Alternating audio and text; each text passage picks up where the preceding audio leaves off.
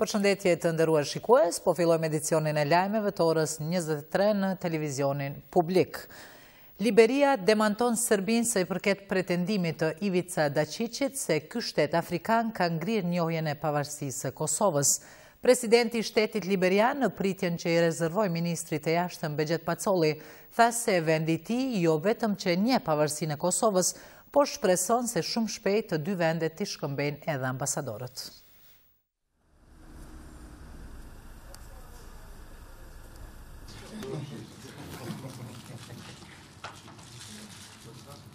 Republika e Liberisë zhgënjen Serbinë.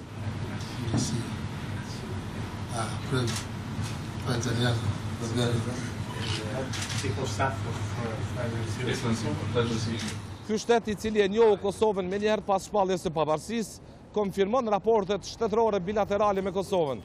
Shefi i diplomacisë kosovare Begjet Pacolli u prit nga presidenti i Liberisë George Weah. Ish futbollisti i Milanos, i shpallur dhe lojtari më i mirë në botë, tash presidenti i Liberisë i tha kryediplomatit kosovar se shteti i tij nuk e ka menduar asnjëherë shkputjen e marrëdhënieve bilaterale ndërshtetërore me Kosovën. Gjatë takimit, shefi i diplomacisë kosovare dhe presidenti i Liberisë u pajtuan për të thelluar me tutje bashkëpunimin në disa fusha. We are happy to receive him and we wanted to know that we're going to work together to build a stronger relationship. Ne jemi të kënaqur të ju mirëpresim këtu. Ne dëshirojmë që së bashku të vijojmë bashkëpunimin e fuqishëm midis nesh. Siç u thash, kemi dëshirë ta kemi ambasadorin tonë në vendin tuaj dhe ambasadori juaj të vijë tek vendi jon. Ne mbështesim paqen në rajon, dëshirojmë që Kosova dhe Serbia dhe të rajoni në fakt të ketë paqe. Dhe po ashtu midis nesh dhe ju shpresim që të ketë zhvillim ekonomik dhe lidhje midis bizneseve. Asnjëherë nuk është vënë pyetje marrëdhëniet e mira mes Liberisë dhe Kosovës. Ishte një ta quajmë incident në Beograd, një dokument i cili qarkullonte nëpër skenat politike dhe mediat e Beogradit dhe për këtë dokument autori i cilit ishte ministri i punëve të jashtme sot si e dëgjuat vetë presidenti disa herë kërkoi falje dhe tha se ne jemi të përkushtuar që të kemi marrëdhënie të mira me Kosovën, që të zhvillojmë marrëdhënie të mira me Kosovën, duke pas parasysh se deklarata e pavarësisë Kosovës është një akt legjitim dhe një drejtë që i garantohet ndërkombëtarisht popullit të Kosovës. Jemi këtu në kryeqytetin e Liberisë, Monrovia. Ky shtet i cili e shpalli pavarësi në vitin 1847, sikurse dhe disa vende tjera afrikane, për shkak të zhvillimit të dobët ekonomik, varfërisë ekstreme dhe të një pluralizmi në zhvillim, por që është mjaft i paqëndrueshëm, nuk kanë arritur të krijojnë stabilitet afirmativ bilateral me vendet me cilat kanë marrëdhënie diplomatike. Ndrimi i pushteteve këtu mund të prodhoj raporte të paparashikueshme politike me vendet cilat kanë marrëdhënie bilaterale. Këtu përfshihet natyrisht edhe Kosova. Por Liberia, cila ngadalë po e zhvillon demokracinë, një vend ky pro-amerikane, njohu Kosovën me 30 maj të vitit 2008 në kuadrin e valeve të para të njohjeve. Dhe se asnjëherë nuk e ka vënë në diskutim këtë njohje, me gjithë insistimin e ditëve të fundit të Serbisë që të tërhiqet njohja e këtij shteti. Liberia, e cila ndodhet në Afrikën perëndimore, që prej viteve të 10 u përball me luftë të tmerrshme civile, më vonë me tranzicion paqësor pushtetit dhe ndërsa tani për shkak të progresit të shënuar, nga këtu përfundimisht po largohen Kombet e Bashkuara. Vizita e ministrit të jashtëm Begjet Pacolli këtu në Liberi dhe planifikimi i vizitave të ngjashme në vende tjera afrikane ka për qëllim zhvillimin e raporte bilaterale me vendet cilat e kanë njohur Kosovën, si dhe shtimin e njohjeve të reja.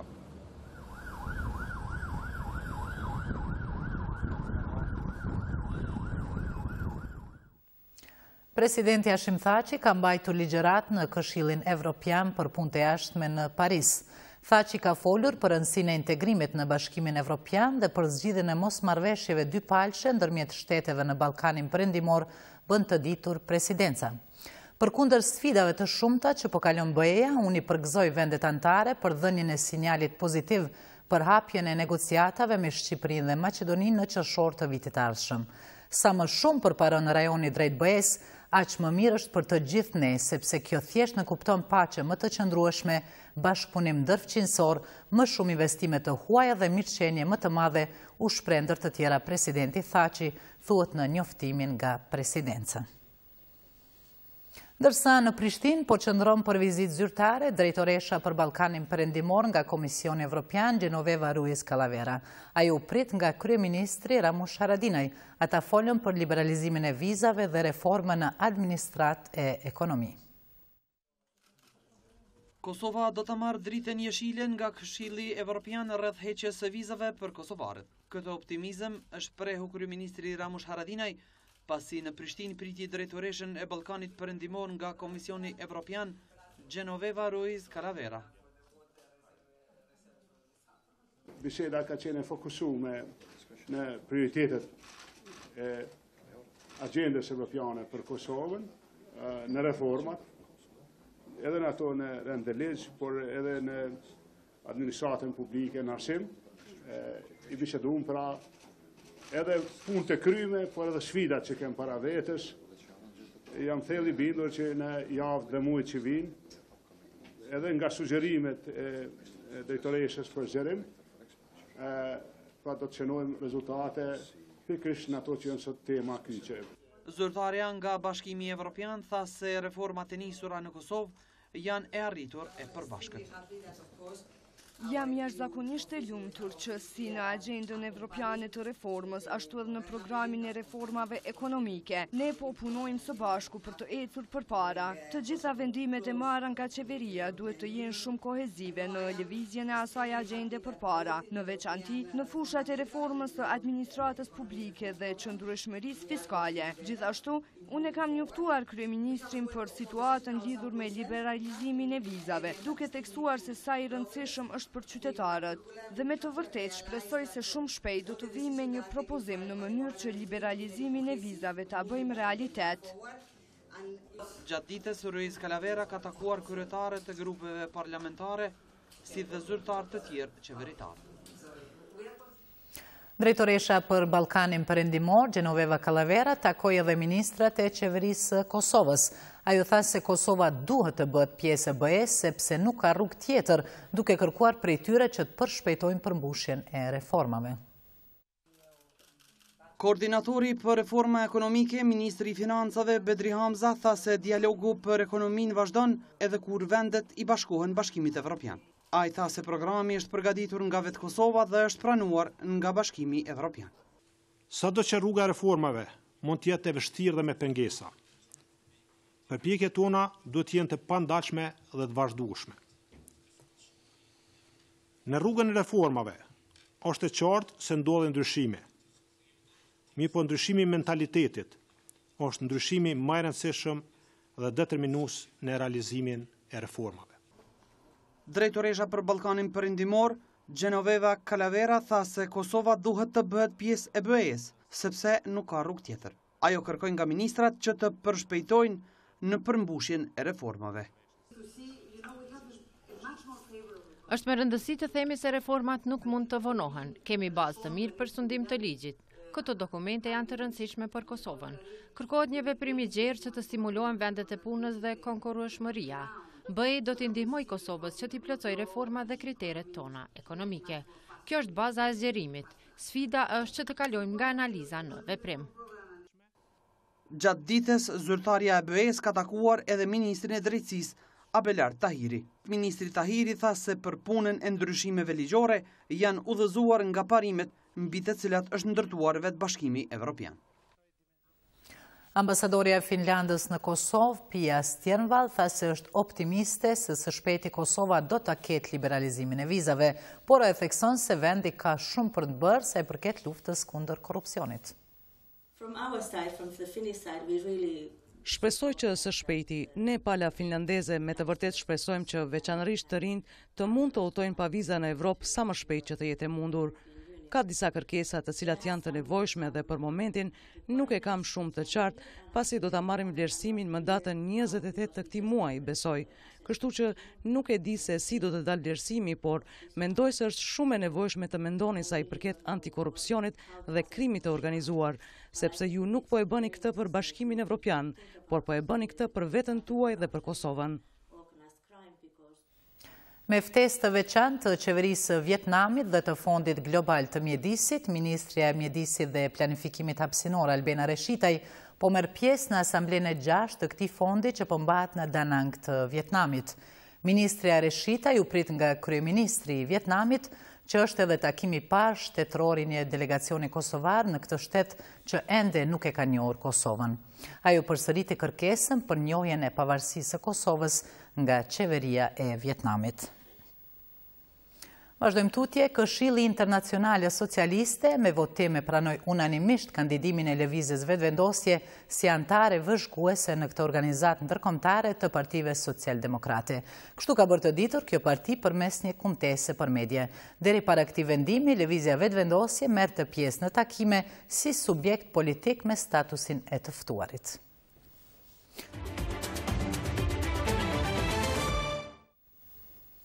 Në përmbyllje të konferencës dy ditore në Tiranë, nënshkruan një memorandum mirëkuptimi përmes të cilit mediat publike do të mbështeten përmes trajnimeve dhe asistencës teknike. Ky memorandum u nënshkrua edhe nga drejtori i përgjithshëm i Radio Televizionit Publik të Kosovës, Mentor Shala. Për 2 ditë rresht në Tiranë, në një konferencë të mbështetur nga Bashkimi Evropian, janë diskutuar sfidat me të cilat përballen mediat publike në vendet e Ballkanit Perëndimor. Në këtë aktivitet morën pjesë edhe drejtuesit e Radio Televizionit Kosovës dhe përfaqësuesit e Komisionit Parlamentar dhe atij të pavarur të medias. Memorandumi i mirëkuptimit i nënshkruar edhe nga drejtori i përgjithshëm i Radio Televizionit Kosovës, Mentor Shala, krijon premisa të mira bashkëpunimi, por edhe mbështetje konkrete për mediat publike, siç janë trajnime të ndryshme dhe asistenca teknike. Është një memorandum i cili e zhvillon edhe më shumë bashkëpunimin mes transmetuesve publik rajonal. Është një projekt i Bashkimit Evropian bashkë me disa organizata të tjera, i cili më shumë është i përqendruar te asistenca teknike, te trajnime të ndryshme, te shkëmbimi i përvojave të televizionit. Në këtë rast ne kemi kontribuar në hartimin e këtij projekti dhe kemi ofruar përvojat tona për vendet e tjera, sidomos në aspektin e zhvillimit teknologjik, duke ditë se RTK-ja ka një ekip shumë profesionale të ekspertëve të teknologjisë, sidomos asaj informative, cilët vazhdimisht me inovacionet e tyre janë duke bërë gjëra të cilat sot nuk i kanë as transmetues publik në Evropë, ndoshta edhe më gjerë. Në këtë konferencë përshëndetit pranishmit, ambasadorja e Bashkimit Evropian e Tiranë Romana Blautin e cila buri re se pa një media publike të pavarur nuk mund të ketë demokraci të mirëfillt. Ajo thënë se Bashkimi Evropian do të vijojë të mbështesë median publike në vendet e Ballkanit Perëndimor, edhe me fonde shtesë për të garantuar një media publike të pavarur dhe cilësore. Ministrit Serb të Mbrojtjes, Aleksandar Vulin, i është ndaluar hyrja në Kosovë për të marrë pjesë në festimet e Vidovdanit. Kjo është konfirmuar për RTK-n nga këshilltari i Pacollit, Jetlir Zyberaj. Vulin është i vetmi zyrtar serb të cilit i është ndaluar hyrja në Kosovë për shkak të deklaratave të tij nacionaliste kundër Kosovës. Nesër pritet të mbahen manifestime për festën religjioze ortodokse Vidovdan. Ndërkohë qindra faqe të mbushura me fakte e dëshmim mbi krimet që forcat serbe kanë kryer në Gjakov u dorëzuan sot në prokurorinë speciale nga grupi i shoqërisë civile. Ato dëshmojnë për mizoritë e një shteti që kreu mbi popullatën civile shqiptare në Kosovë. Denoncuesit shpresojnë se një ditë drejtësia do të vendoset. Grupi i shoqërisë civile për grumbullimin e dëshmive për krime lufte dhe përgatitjen e kallëzimeve penale kundër serbëve që kryen krime gjatë luftës së fundit 1998-99 deponuan kontingjentin e 5 me kallëzime penale në prokurorinë speciale. Janë mbi 150 kallëzime penale të dorëzuara në prokurorinë speciale të Kosovës, që sipas denoncuesve janë të mjaftueshme për prokurorinë që t'i dëshmojnë masakrat dhe krimet e kryera nga forcat serbe në komunën e Gjakovës. Them drejtën, ne kemi grumbullu të gjitha ato të dhëna që i kanë dhënë familjes. I kanë përshkruar personat me emra, me pamje, me veshje, me maska, kanë treguar ken e kanë bra prej familjes, kush i ka djeg shtëpijat, kanë treguar se ushtria jugoslave ka qenë e përfshirë në pjesën e bllokut të ri në Gjakov, pra në pjesën e zonës kufitare me Shqipërinë, dhe kriminalet bashkëqytetarët tonë, të cilët edhe kanë përdorur gjuhën tonë shqipe me maska për të vrarë fqinjet e tyre, bashkëqytetarët e tyre. Mezini Saraçi tha se as qeveria e as institucionet e ndjekjes nuk kanë bërë asgjë për t'i dënuar ata që kryen krime në këtë komunë, por as në komuna tjera. Ajo tha se në kallëzimet penale përfshihen të gjitha veprimet e kryera nga forcat e paramilitarit serb në Gjakov. I prekim të gjitha shtresat, të gjithë personat e vrarë, të arrestuar, të plagosur, plaçkitjet, djegjet e shtëpive, dëbimin nga dheu, nga pronat dhe gjitha krimet që ka ditë vetëm Serbia të bën kundër shqiptarëve. Megjithatë, sipas saj, prokuroria nuk ka bërë shumë në lëndjet që kanë dorëzuar më herët, përveç një serbi të dyshuar që është ndaluar hyrja në komunën e Gjakovës. Mezini Saraçi ftoi edhe komuna tjera që të veprojnë njësoj sikurse Gjakova. Ndrojmë temë, të verbrit e Kosovës vendosën të shprejnë paknatësitë e tyre me gjendjen në cilën janë ekonomikisht. Pasi thonë se deri më tani askush nuk i ka dëgjuar, ata kanë hyrë në grevurie pa afat para ndërtesës së qeverisë. Naim lezi nga Suareka edhe pse i verbër ka një profesion. A i bashk me mbi 40 persona të tjerë të verbër po kërkojnë punë. Naimi dikur punonte telefonist, punë që do t'a bënte edhe tash po t'i ofrohej. Megjithatë, a i di të bëj edhe një punë tjetër. E kam edhe profesion instalimin e rrymës, instalimin e ujit, dëmon që i bëj këto të ata shok që më besojnë, dëmon se ka shumë njerëz që thojnë personi verbër nuk mundet me instalu as rrymë as ujë, po ne i bëj të dyat të ata që kanë besim, dëmon. A i shton se për këtë pun i duhet edhe një person që t'ja tregoj ngjyrat e kablove. Pikërisht, punësimi mbetet një ndër problemet kryesore edhe të personave të verbër në Kosovë. Për këtë arsye, Naimi bashkë me të tjerët do të qëndrojnë në grevurie pa afat para qeverisë së Kosovës derisa të bëhet diçka konkrete për zgjidhjen e problemeve të tyre që nuk janë pak. Po qeveria e Kosovës lesis nuk po në gjendje ta zgjidhë çështjen e punësimit dhe çështjet e tjera siç është taksa tatimet dhe energjia elektrike, por qeveria e Kosovës nuk ka pas vullnet ta zgjidhë një problem vetëm që është shumë i vogël dhe problem administrativ, sa i përket çështja e librezave, pajisjes së personave të verbër me librezat verbësisë. Personat e verbër nuk dhanë afat se kur do ta ndërpresin grevën, pasi thanë se gjithçka varet nga shëndeti i tyre dhe reagimi i shtetit. Në anën tjetër, sipas kabinetit të kryeministrit Haradinaj, qeveria është e vendosur që ligji i punës të zbatohet në tërësi, edhe kur bëhet fjalë për të verbrit, dhe ato ministri ose agjencitë qeveritare që ngecin në këtë aspekt duhet të marrin masa për përmbushjen e detyrimeve të tyre ligjore. UEFA do t'i jap Kosovës një tjetër lajm historik në sport. Shtëpia më e madhe e futbollit botror ka vendosur që në Kosovë të organizojë turneun më prestigjioz të futsallit në Evropë, UEFA Champions League Main Round, apo ligën e kampionëve në këtë sport. Fenixi nga Drenasi është skuadra që për herë të parë bëri histori në këtë sport, duke arritur suksese 2 edicione më parë në debutimin në garat evropiane. Falë këtyre sukseseve, skuadra kosovare Fenixi do t'jetë organizatori këtij turneu ku do të marrin pjesë 3 top skuadra nga Evropa. Gara mbahet nga data 2 deri më 8 tetor të këtij viti. Shikues të nderuar, ndoqët lajmet në RTK, ju falenderojmë për vëmendjen tuaj, natën e mirë.